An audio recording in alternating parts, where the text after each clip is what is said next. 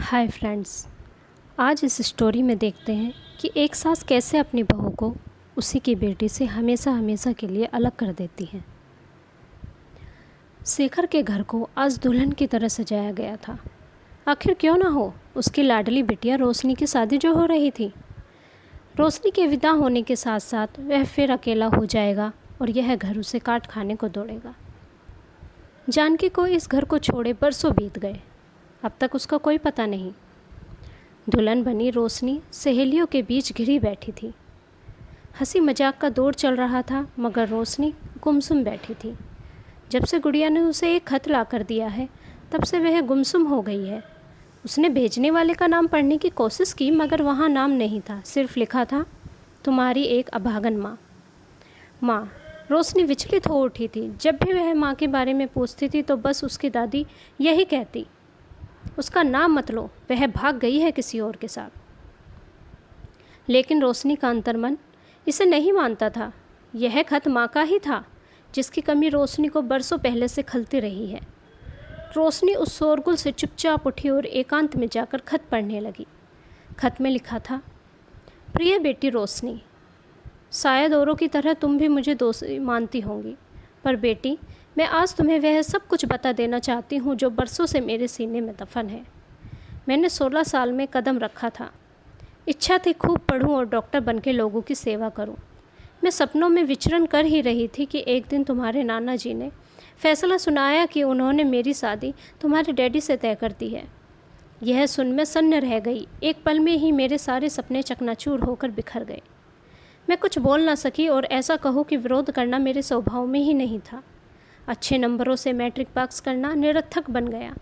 सारे सपनों को कुचलकर मेरी शादी कर दी गई। मैं दुल्हन बनी तुम्हारे डैडी के घर आ गई। कहाँ उछलते कूदते किशोरी, कहाँ अब बहुरानी घर गृहस्थी से अनजान। किशोरी बहुरानी तो बन गई, मगर सुशील गृहिणी होने का श्रेय कभी ना पा सकी। मैं अपने कामों से जितना भी उन्हें खुश करना चाहती थी, उतनी ही वे असंतुष्ट रहती। मुझे जल्द ही पता चल गया वह शादी तुम्हारे डैडी ने अपनी माँ की मर्जी के खिलाफ ही की थी।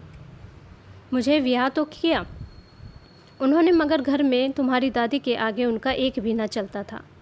तुम्हारे डैडी के ऊपर मुझे काफ़ी गुस्सा आता। मेरे सपनों को कुचलकर चकनाचूर करने की क्या ज़रूरत थी। उस पहले धक्के को मैं कैसे भूल सकती हूँ। घर में दुल्हन का प्रवेश हो रहा था। मैं घूंघट में सिमटी खड़ी थी। द्वार पर तुम्हारी दादी खड़ी, उन्होंने आरती उतारी। मुझे जहाँ तक ख्याल है उन्होंने अपनी बेटी की आरती उतारी थी। उसके पश्चात पैर छूने के लिए मैं जैसे ही झुकी तो जानती हो विद्युत तरंग की भांति तुम्हारी दादी ने पैर पीछे हटा लिए थे। कई दिनों तक मैं टेंशन में रही। धीरे धीरे मैं एक गृहिणी की भांति खुद को उस घर में ढालने लगी, मगर तुम्हारी दादी को मेरे काम पर खोट निकालना में खूब मज़ा आता। पड़ोसियों से कहती, देखो मेरी बहू ने सब्जी पकाई है, तैरना चाहो तो तैर सकते हो। और पड़ोसी, उन्हें तो जले पर नमक छिड़कना बड़ा मज़ा आता था और मैं बुत की तरह जड़ जाती थी एक कोने में। आंसू पोंछने वाला कोई नहीं था, तब तुम्हारे डैडी भी नहीं। तुम्हारे डैडी में दोष भी देना नहीं चाहती। धीरे धीरे मैं चिड़चिड़ी होती गई। मुझे तुम्हारे नाना जी पर गुस्सा आता था, जिन्होंने मुझे एक बोझ से अधिक कुछ नहीं समझा था। न ही पीहर में, न ही ससुराल में मेरी भावनाओं को किसी ने समझा। अपनी भावनाओं को दबते देख मैं विचलित हो उठती, पर पंख कटे पक्षियों की तरह बस तड़प रही थी। उन्हीं दिनों मुझे मेरी कोख में तुम्हारा आगमन का पता चला। मैं बहुत खुशी हुई यह सोचकर कि मेरा अपना कहने वाला कोई तो होगा। मैं तुम्हारे आने की बाट जोहने लगी। वह घड़ी भी आ गई तुम्हारे आने की खुशी में। मैं वह सारी पीड़ा भूल गई। कब मुझे ऑपरेशन थिएटर में ले जाया गया और कब क्या हुआ मुझे कुछ नहीं पता। जब मुझे होश आया तब तुम मेरे बिल्कुल निकट थी। अपने जिगर के टुकड़े को देखकर मैं सारी पीड़ा भूल गई। अभी मैंने ठीक से तुम्हें सीने से लगाया भी नहीं कि घर आते ही तुम्हारी दादी बाज की तरह झपट कर तुम्हें ले गई। न जाने कौन से जन्म का बैर था मुझसे। तुम ही बताओ बेटी, एक माँ पर क्या बीती होगी जब उसकी बच्चे को माँ के होते हुए भी दूध से वंचित रहना पड़ता था।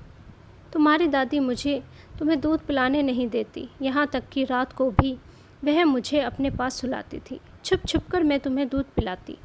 इतनी बड़ी सज़ा ना जाने मुझको क्यों मिल रही थी। इसी बात को लेकर तुम्हारे डैडी से मेरी झड़प शुरू हो गई। कहने को तो मैं डैडी की पसंद थी, मगर शादी के अलावा उनका दादी के आगे एक भी न चलता। एक पल के लिए तो ऐसा लगता कि मैं तुम्हें उठाकर कहीं दूर भाग जाऊं, मगर मैं ऐसा नहीं कर सकी। एक नज़र तुम्हें देखते ही संतोष कर लेने के सिवा मेरे पास कोई और विकल्प नहीं था। पर हालत सुधरने की बजाय बिगड़ती ही जा रही थी। मुझे ऐसा लगने लगा कि अब इस घर में मेरी कोई ज़रूरत नहीं रह गई है। क्या नहीं किया तुम्हारी दादी ने? हर दिन मेरे लिए नई नई साजिशें रचती जाती। इल्ज़ाम पर इल्ज़ाम लगाया जाता, कभी रसोई से खाना चुरा कर खाने की, तो कभी देर से उठने की, कभी फ़र्श ठीक से साफ़ ना हुआ, कभी कपड़े का दाग नहीं गया। एक नौकरानी से भी बदतर हालत हो गई थी मेरी। फिर भी मैं सब कुछ सहती सहती सिर्फ तुम्हारे लिए। मैं तुमसे दूर नहीं होना चाहती थी। तुम्हारी दादी के इतने अत्याचार से जब मैं विचलित ना हुई तो जानती हो उनका आखिरी दाव क्या था? मुझे इस घर से हमेशा के लिए निकल जाना होगा, वरना तुम्हें वह जान से मार डालेगी। अपने जिगर के टुकड़े के लिए कैसे कोई मरने का कारण बन सकता था? तुम्हारी डैडी की गैर हाजिरी में मुझे पहली बार की तरह अपना हृदय पाषाण बनाकर घर से निकलना पड़ा था, और आज भी लोगों के लिए पाषाण हृदय नारी हूँ। मैं निसहाय होकर निकल पड़ी, पर हिम्मत नहीं हारी। ससुराल से छाया उठ गया। पिता का घर तो उसी दिन छूट गया था जिस दिन मैं डोली में बैठकर विदा हुई थी। मेरे पास सवाल यह था कि अब जाऊं तो कहाँ जाऊं? मायके? बिल्कुल नहीं।